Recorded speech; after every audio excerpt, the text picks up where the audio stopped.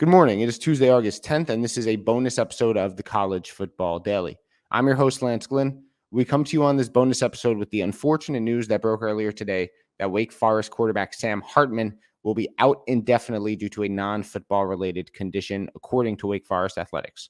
As of the program's release this morning, the timeline for his return is uncertain, although according to 24/7 Sports' Les Johns, Dave Clawson did say Sam will be back and that he had a medical procedure done last night.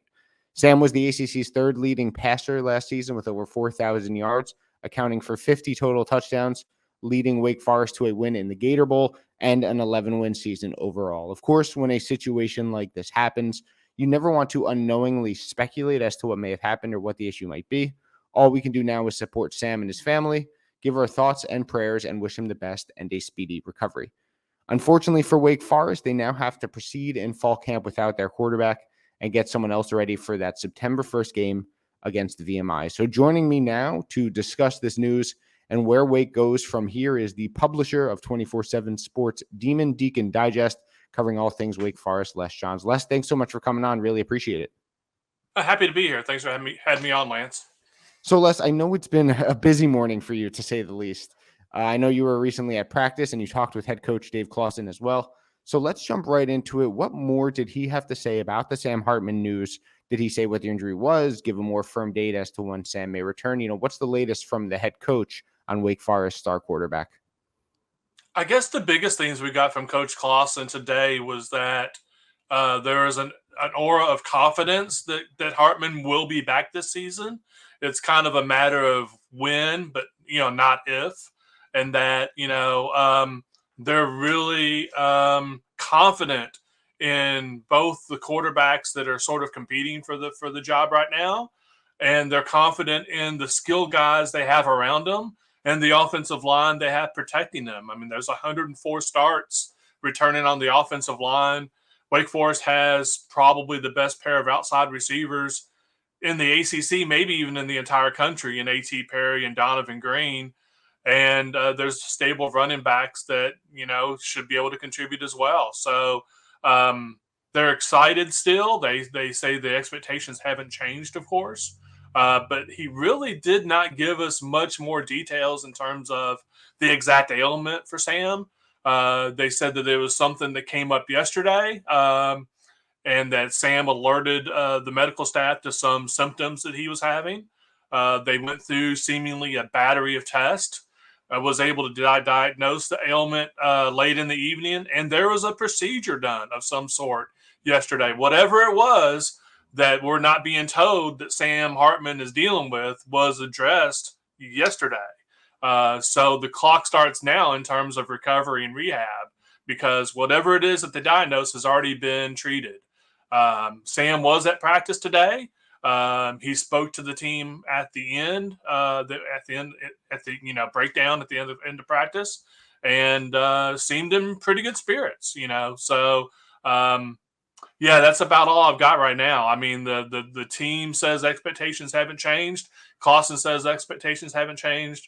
They expect to go out and win some football games.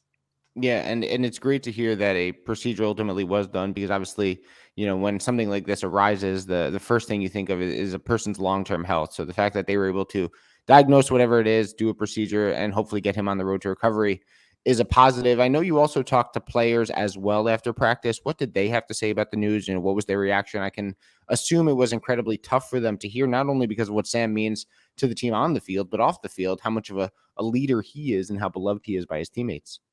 I seem to gather just through the what was said, that they found out that something was going on yesterday, and then they were kept abreast, as the day went on. And then, then they came to some conclusion in terms of a treatment. So, I'm sure there is some uncertainty gathered, from what I gathered from them today. But the people they brought out to speak with us were all, like senior captains. You have, Rondell Bothroyd as a defensive end. You have Blake Whiteheart, and then you had Sean McGinn. These are all guys with a lot of experience, trusted team leaders. And, they basically said it's the next man up, and they have a lot of belief that Sam will be back, but they also believe that they can still win football games as he's recovering. So everybody I guess, towed the party line today and kind of were on the same page. They were happy to see Sam, was encouraged that he was there to address them, but also didn't figure it would be any other way. That's just kind of Sam's mentality. You know, he's dealt with medical issues in the past. I can't remember if it was going into his junior year or senior year in high school. He was in the hospital for several days, lost like 60 pounds, and then was able to come back from that. It was like a larynx issue, if I remember correctly. So, I mean, Sam's had his share of trials and tribulations and has always bounced back from them. So I guess nobody really expects this to be any different.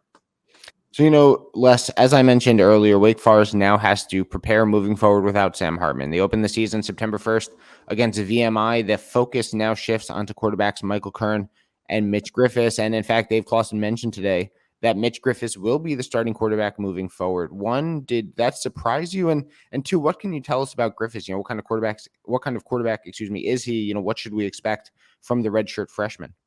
Well, there's a couple things there. One, it's weird because it was just Monday that I spoke with offensive coordinator Warren Ruggiero, and given the context of some of his answers, coupled with what I had been seeing in practice, and at Wake Forest, we are fortunate as media members. In fact, we see all of fall camp leading up to game prep week for that first game. So I've seen practice unfold. I saw all of spring camp. To me, Mitch Griffis was ahead of Michael Kern. But it wasn't like insurmountable lead. It wasn't like he was, leaps and bounds. I thought the competition would still roll on.